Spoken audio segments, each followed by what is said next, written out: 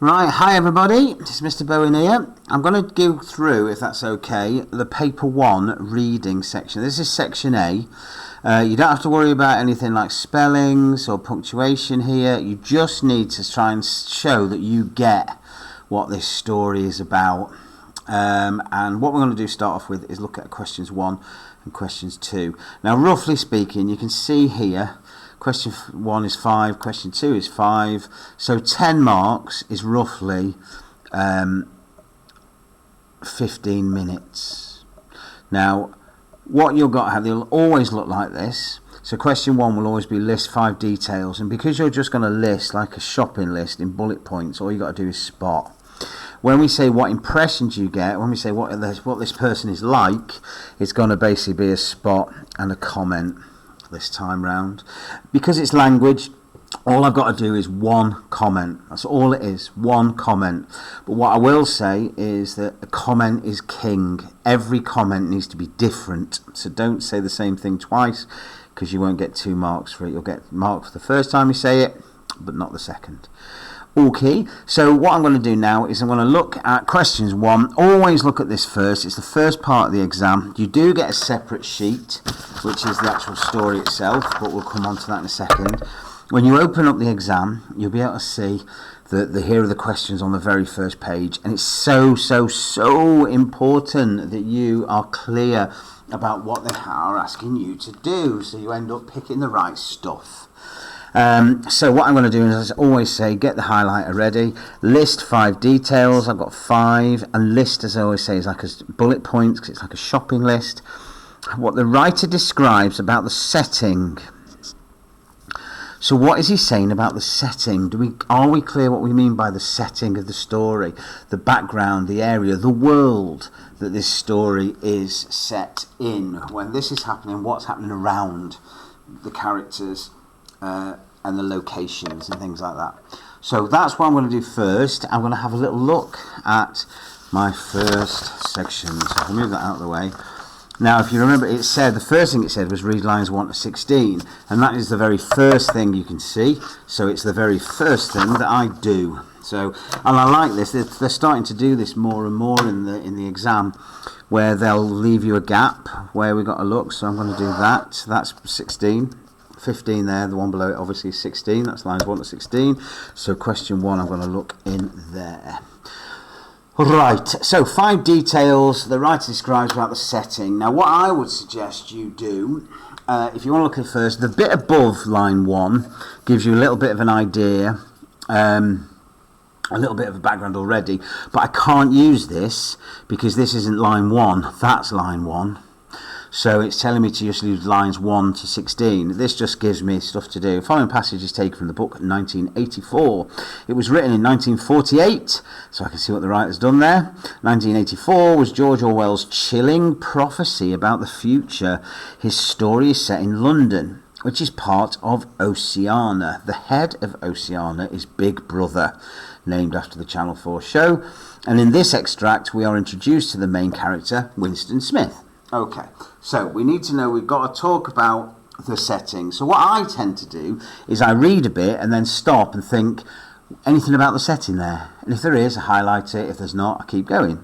I'm only looking in this section. It was a bright, cold day in April, and the clocks were striking 13. Well, that tells me it's bright and cold, so I'll have that.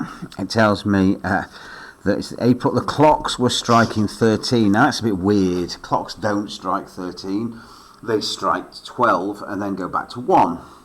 So straight away that tells me something strange is happening. But that's all part of the background. Winston Smith, here he is.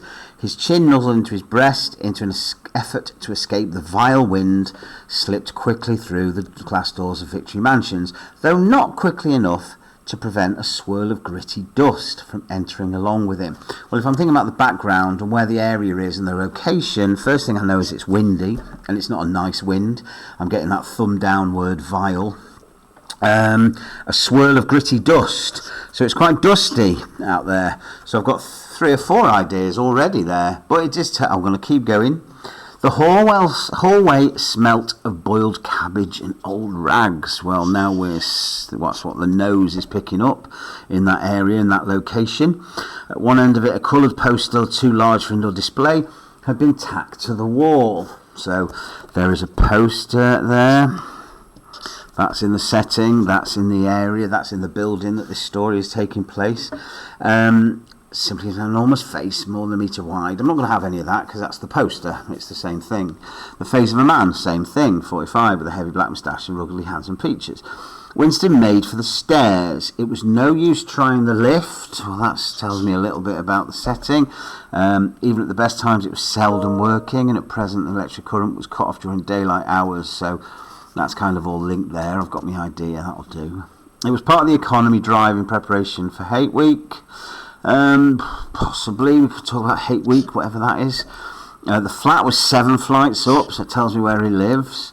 There's 39, and varicose ulcer above his right ankle went slowly.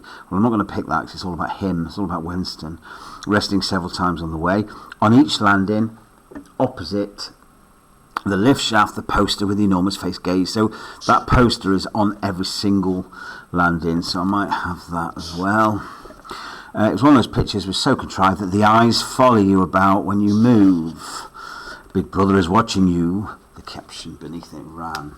Okay, so that's what I would put. So now look, I've got here 1, 2, 3, 4, 5, 6, 7, 8, 9, 10, 11, 11 pretty much. Now I don't need 11. It's only 5 marks. So what I'm going to do is I'm going to pick 6. I'm going to have my 5 and then a spare, basically. So I'm going to write, I'm going to say we're at 1, 1. We've got 2, 3, 4, 5, 6. And I'm literally going to lift it off. So bright, cold day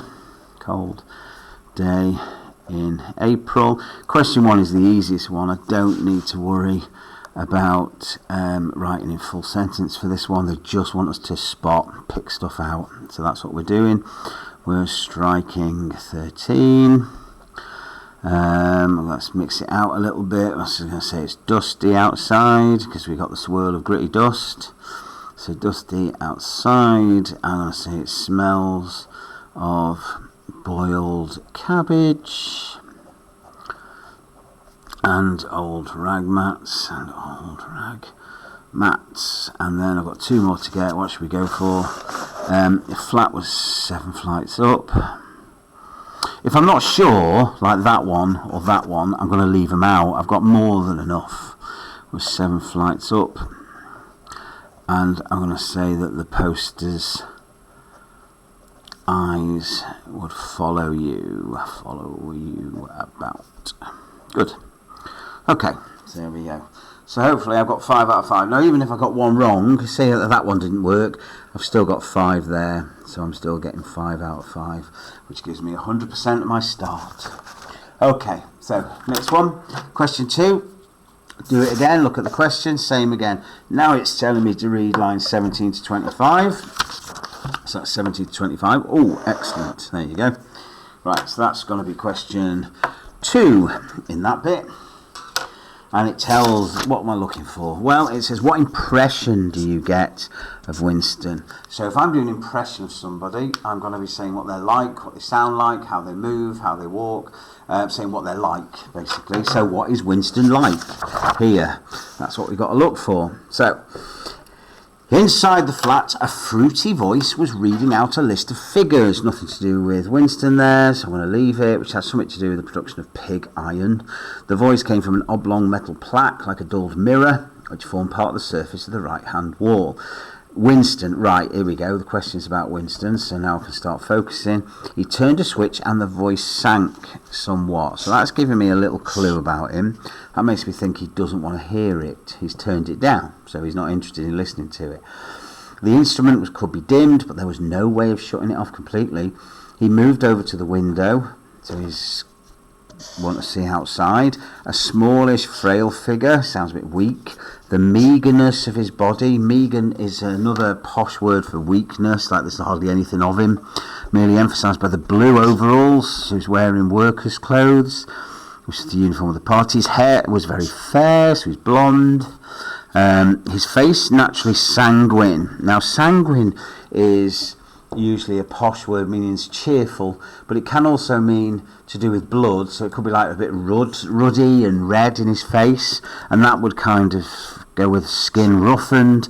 He's got coarse and soap blunt razor blades, so he hasn't got the best of things, and that should give us enough. Now remember, we're on spot and comment here, so I'm going to turn this, there's my spots. I'm now going to do a quick comment. So turn the switch, so that what impression I get?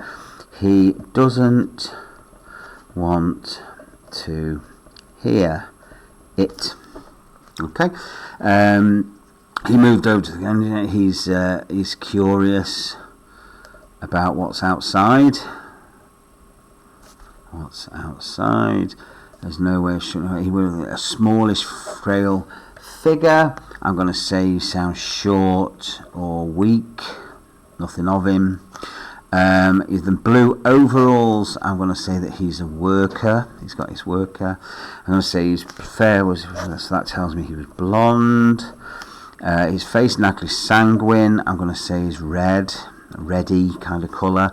His skin roughened, so he's not interested in looking after himself.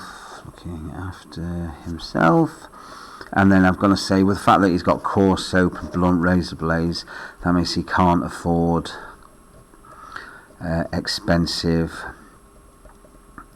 luxuries, I suppose you call it. It's like he can't afford to look after himself. So now what I've got is I've got spots in highlighted, and then I've got a comment right next to it, and all I need is a spot, comment, move on. Spot, comment, move on. So let's try the answer to that one. Okay, so we got 1.2 is my question. I always try and use words from the question. What impression do you get of Winston in these lines? Now this is an overview. You don't need the overview, but I find it really useful because it kind of gets everything clear in my head before I start it. So I'm going to use the words. The impression I get of Winston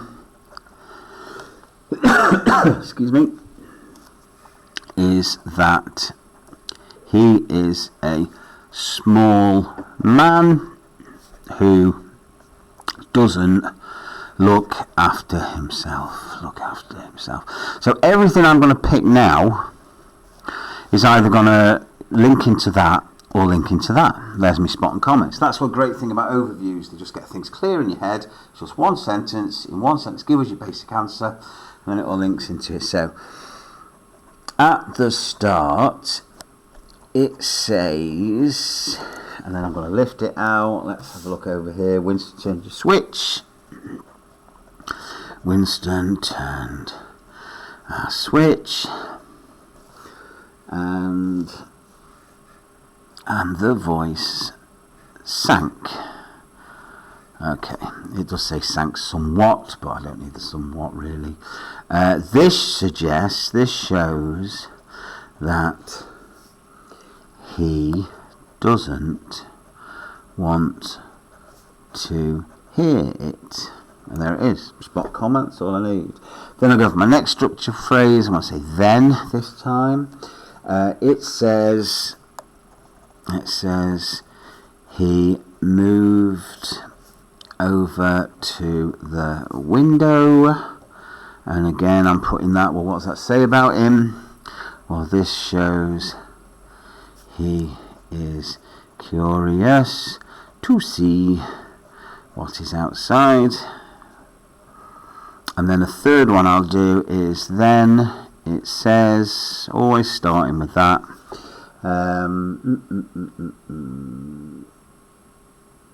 he was a smallish, frail figure. Says, he was, because we want to try and make it sense, a smallish, frail figure. And this suggests,